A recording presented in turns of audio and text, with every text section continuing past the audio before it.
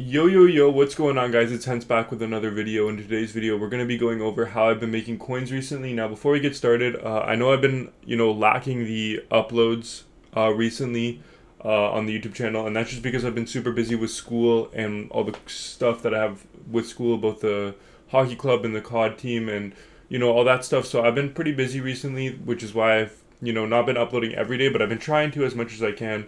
But in this video, we're back to the market stuff because I know a lot of you guys have been low on coins since, everybody's made Weber, Sagan, all the team of the years, and you need to build your coins up right now. Well, as you can see, I only have 73k coins, but if I sold everything that I had tradable in my collection, I'd probably be up over 600,000 coins.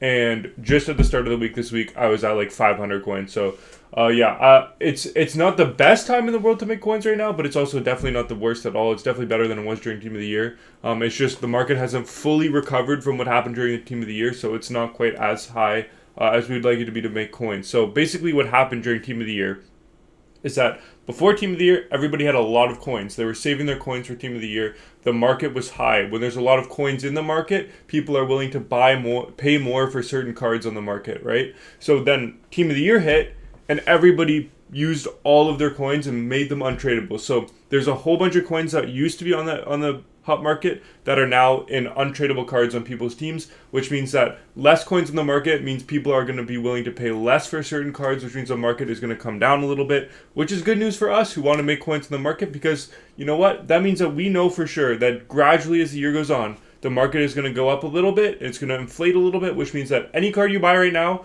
will most likely be higher at some point through the year, whether it's fodder, whether it's a usable card on your team right now, like an MSP.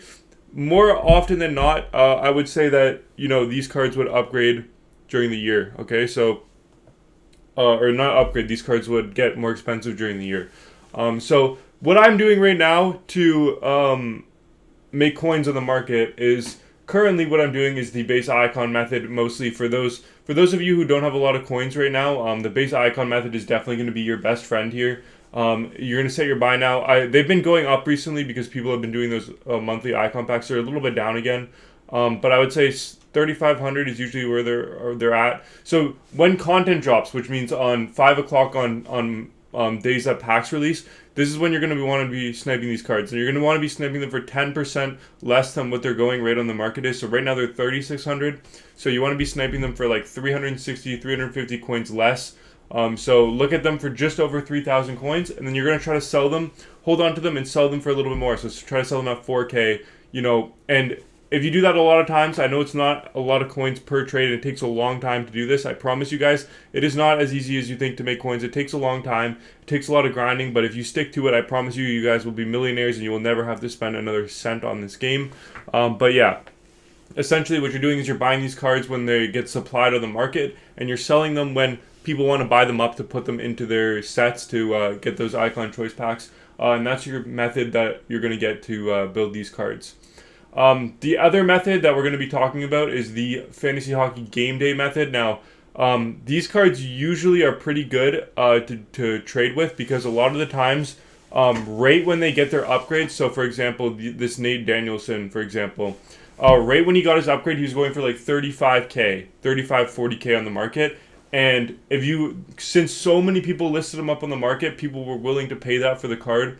Or like people had them in their collection, they wanted to sell them as fast as they could because they just got their upgrades. Well, if you waited a little bit, then you easily, or if you bought them and waited a little bit, you easily could have sold them for more. So usually when these cards get their upgrades, their price usually dips really fast. So I would take a look at those cards to buy them up and sell them. One that I did before, obviously when it first happened, Tavares was like the big deal when it first happened. But essentially what happened is I bought like 4 or 5 Tavareses at 110k, and I held them for about a week, and then I sold them all for about 150, 160k on the market. Made like 200,000 coins doing that. There's other cards that you could do with. I did it with a Svechnikov. I think I bought a Svech I bought him for 75k, I sniped him, and then after the first game that they played, he got upgraded to like an 87 or something, and I sold him for 150k, because I knew that he wasn't going to get as high as 150k by the end of the second game, so I just sold it, took my profits, was happy with it, left, and yeah, that's the end of the story. So that's what you're going to want to be doing with those cards. The next cards that you want to be maybe gambling with are these all-star cards. Now, there's rumors of certain cards in certain competitions, and that's happening this weekend. So if you want to take a look at some of these cards to buy for your team to grind the challenges, or even, buy for your team to hold them and see if they win any events. For example, somebody like, I don't know, where is he? Dylan Larkin. I can't find him on the market here, but somebody like Dylan Larkin is a good one to invest in, just because we think that he's going to win the fastest skater contest. Since there are rumors that McDavid is going to be doing accuracy shooting instead of fastest skater, which to me, this doesn't really make sense, right? So I don't understand why that would happen in the first place, why they would not put him in fastest skater if he's the fastest skater in the world. But maybe it's because they already expect him to win, so they wanted to make it a little bit more competitive. So if McDavid doesn't compete in that, then Larkin could be a good shout to compete in that. And therefore, Larkin could shoot up in price if he wins that event, because he will get 99 speed and 99 acceleration, and it will be better for Larkin to win than for McDavid to win, because nobody has Larkin in their team. Everybody has Team of the Year McDavid in their team, so Larkin could be a good one to pick up and invest in. For that, there's a few other ones such as Matty Beniers. He could be good because he's young. He's gonna live up the moment. If you can find him for like under 40K, I would buy it, or even more than that if you want to take a risk on it. These are good cards to gamble with. Now, obviously, with gambling, you're not expecting to make lots of coins, right? You're not expecting to win every single time when you're gambling, but you are on average probably going to be up when you're buying and selling these cards, which is a good thing, because if you're being smart with it, you can make a lot of coins doing this. All right. And then the last method that I do want to talk about is these power-up collectibles. Now, this is a very slept-on method. Not a lot of people use this method because it's very obscure and it's not got anything to do with actual players. But these power-up icon or power-up collectibles, I've been able to snipe them for anywhere as low as 15, 20K and sell them for 35, 40K. And you just make insane amount of coins on these cards if you can buy and sell them. So this is a very good method to use, very secretive. Obviously, it won't be as secretive now that I've said it on the channel, and other people are going to be competing for it. But if you're up late at night or something and you can find some power-up collectibles for pretty cheap, then boom, you're making millions of coins, right? So yeah, these are good. These are a good thing to take a look at when you're looking to buy and sell cards on the market.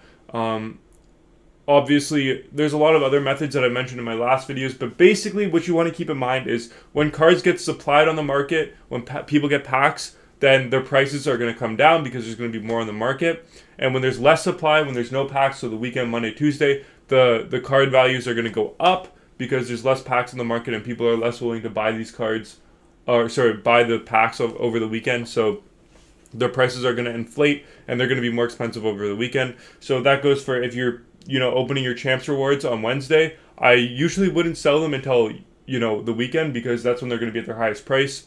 Just a little bit of tips there. I did snipe today, or the other day, I did snipe a Ryan Johansson for 240K, and I sold him for 240K. I sniped him for 165K, so that was my biggest snipe, I guess, of the weekend.